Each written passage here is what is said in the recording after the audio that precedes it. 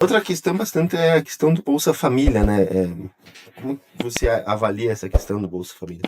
Veja, pessoas, vou dar um exemplo, uma mãe de 50 e poucos anos que tem duas crianças e em alguns lugares ela tem um trabalho máximo com agricultura de subsistência.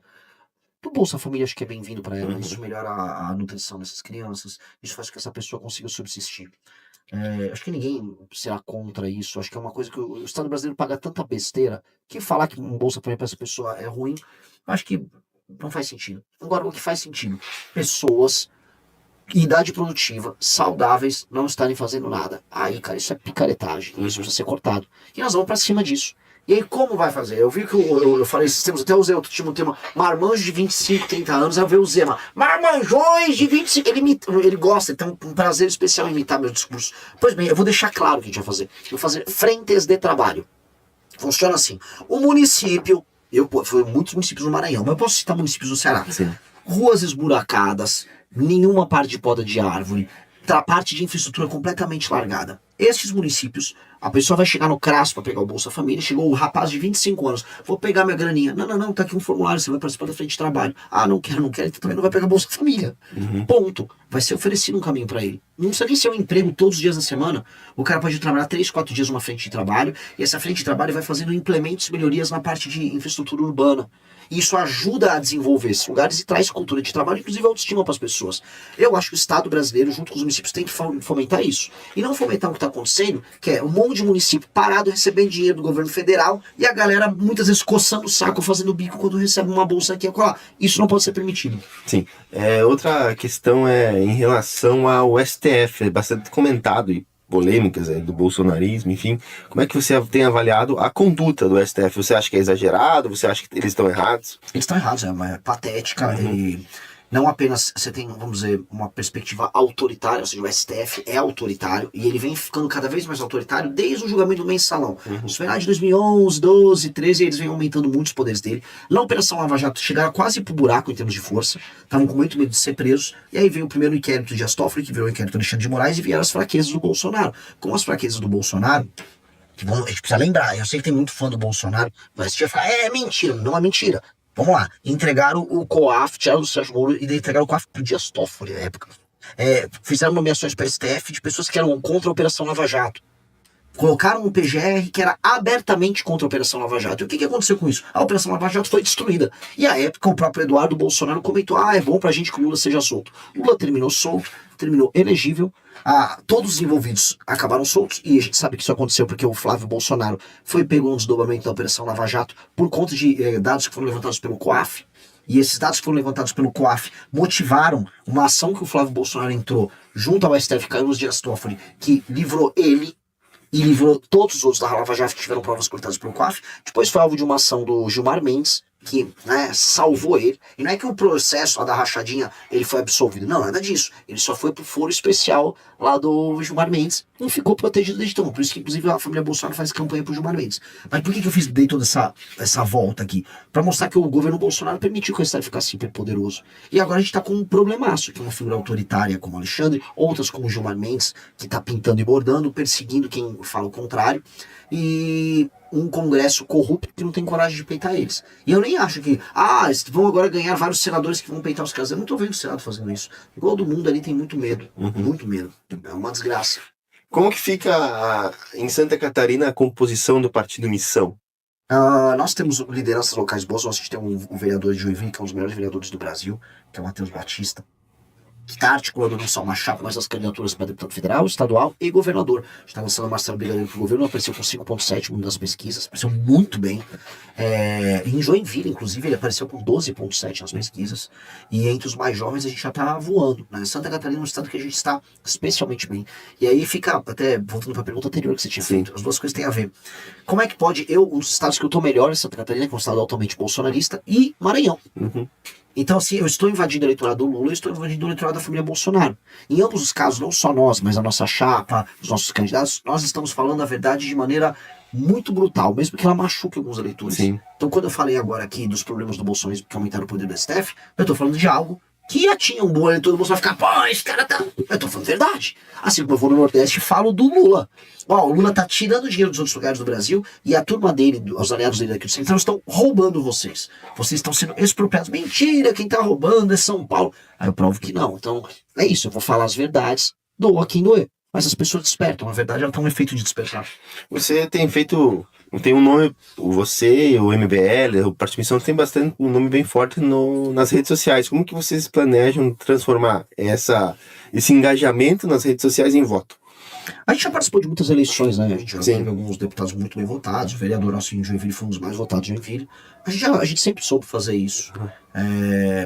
A gente teve um problema ao longo da história, que é o fato de a gente ser de direita, mas não obedecer a ninguém.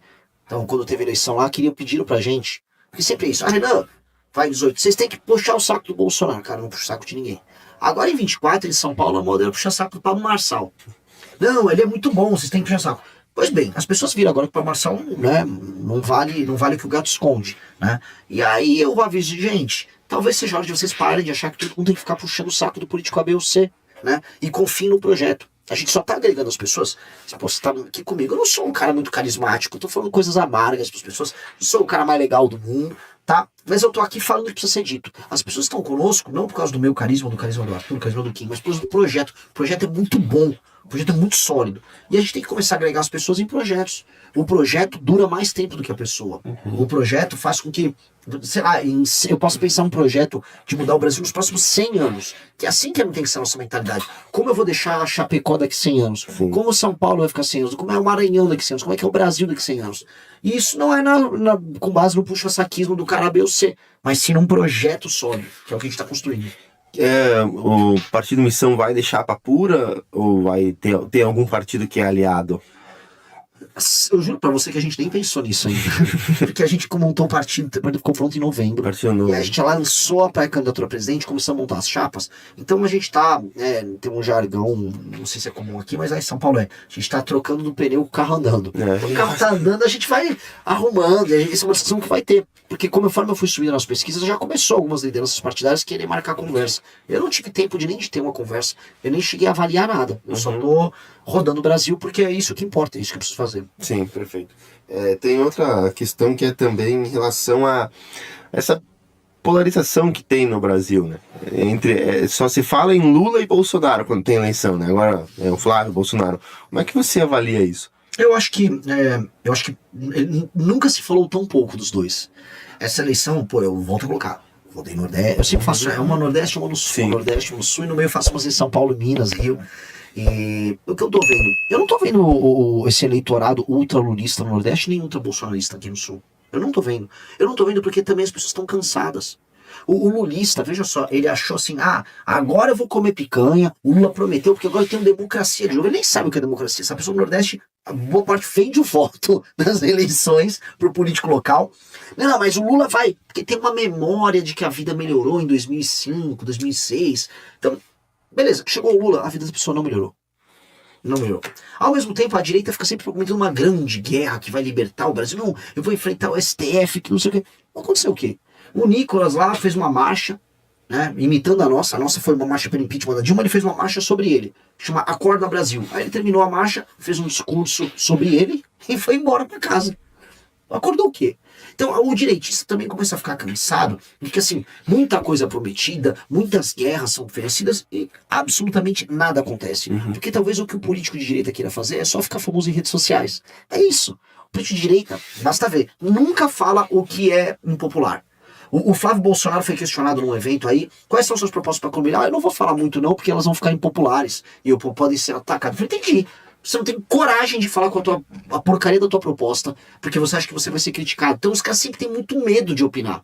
E, cara, isso é incorreto. Mesma coisa com o PT. O PT tem alguma proposta? Eu perguntei isso em umas rádios lá no Ceará. Qual a proposta aí do Lula? O Lula vai concorrer a presidente de uma das maiores economias do mundo, qual a proposta? O cara não sabia levantar, ele falou, tem o pé de meia. Eu falei, entendi. Proposta de uma das maiores nações do mundo, do presidente que quer se reeleger, no 4º mandato, é dar uma graninha para um estudante, fazer uma compra de voto com o estudante só porque tem frequência. Caretagem. Então, há uma fadiga, há um cansaço nesses dois modelos, muito claro. Sim.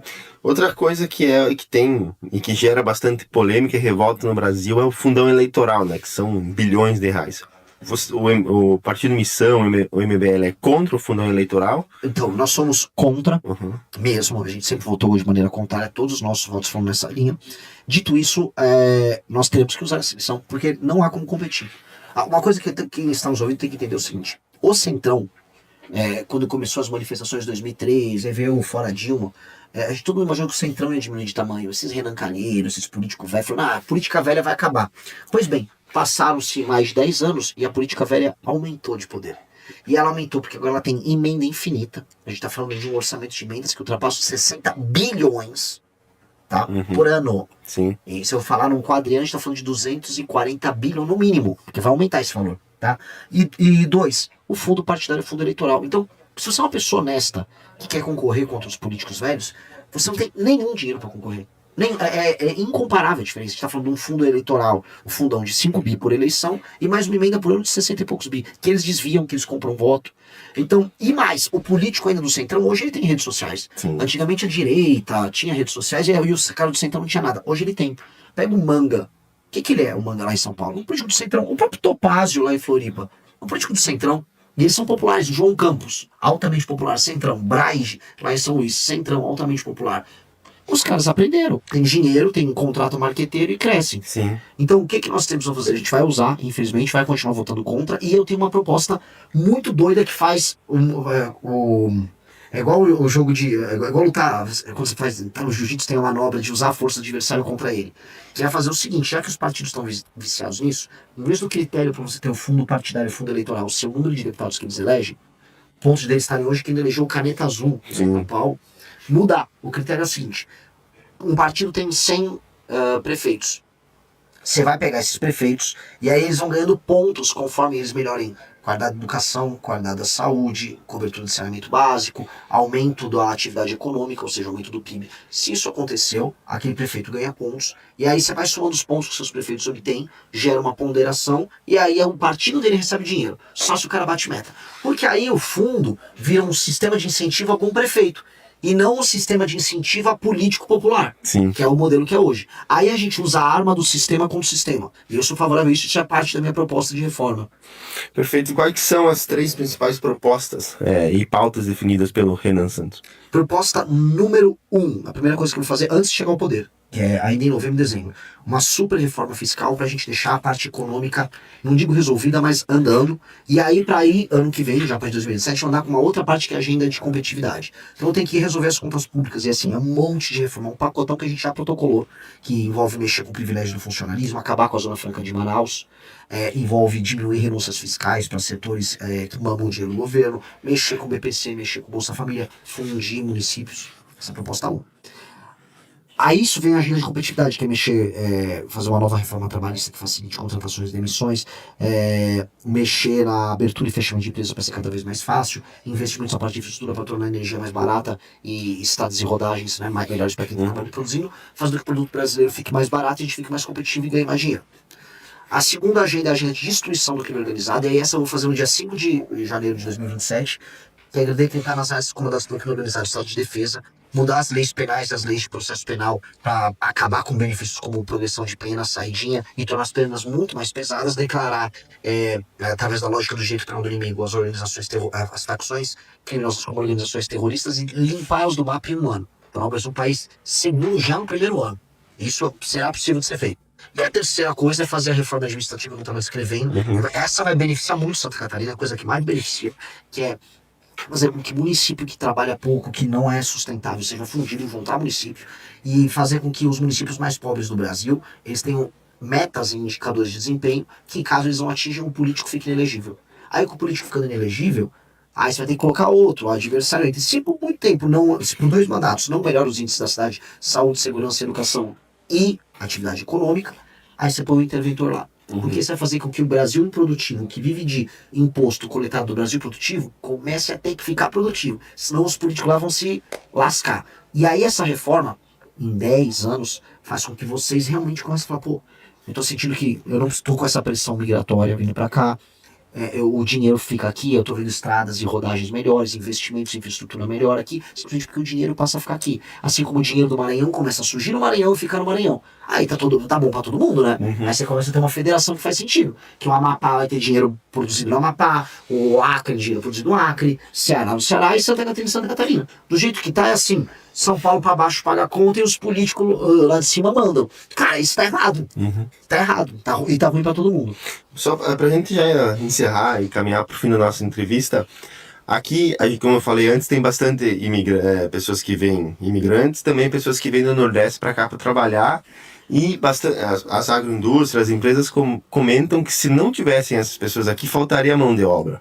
E também não tem mão de obra muito qualificada aqui na nossa cidade, aqui na nossa região. Como é que você avalia isso?